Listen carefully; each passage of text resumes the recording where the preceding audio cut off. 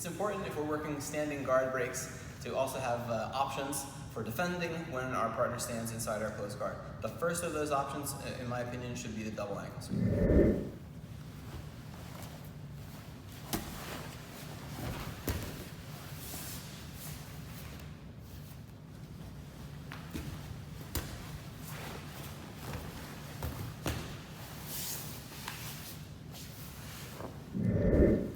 When my partner stands to open my guard, the first thing I'd like to do is counter this grip on my sleeve and not allow my partner to control this. So as my partner's trying to pull it into my body, I'm gonna try and circle, and I wanna make an L or a Y.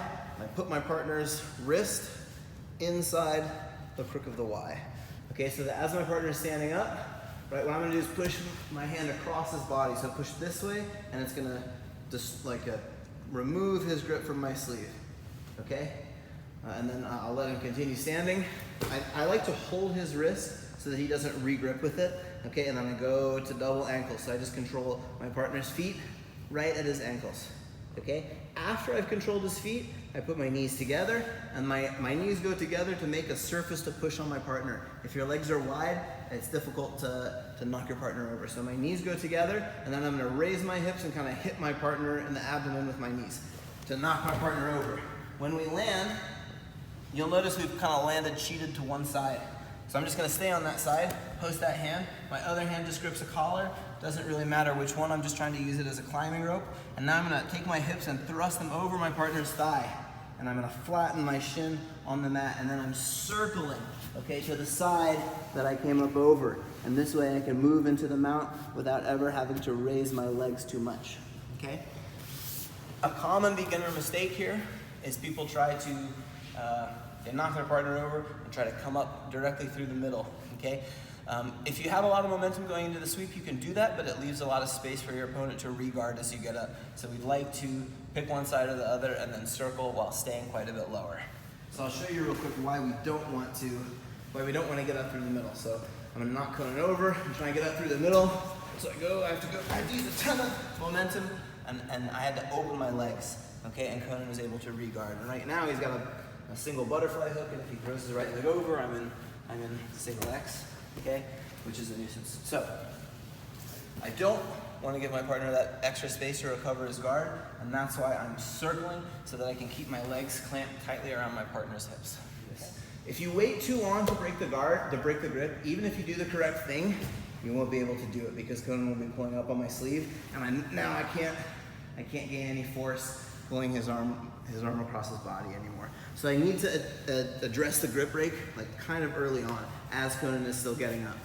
Now I can break his grip. Okay, then I go to both ankles, knees together. Okay, the lower you grab on his legs, the more powerful the sweep will be for him.